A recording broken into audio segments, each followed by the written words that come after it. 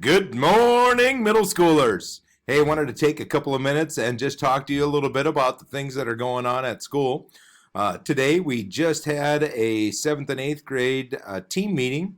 At that team meeting, we discussed how we're gearing up for online content, what some things are happening with different teachers, talking a little bit about students that are already participating in online content.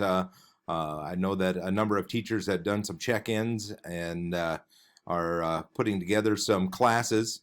I wanted to let all the students know that with this Google Classroom called the Middle School Office, what we're trying to do is just to make that a familiar and easy way for students to access the regular announcements that we have, and also to connect with Mrs. Ebel and Carrie, so that we can answer questions and figure out how to problem solve. And certainly, there's also a Google form that if you need a question answered, feel free to ask me, and we can go on from there. So I'm going to be doing some video updates like this every once in a while. And if you have any questions, feel free to reach out to somebody in the office, or always talk to your teachers.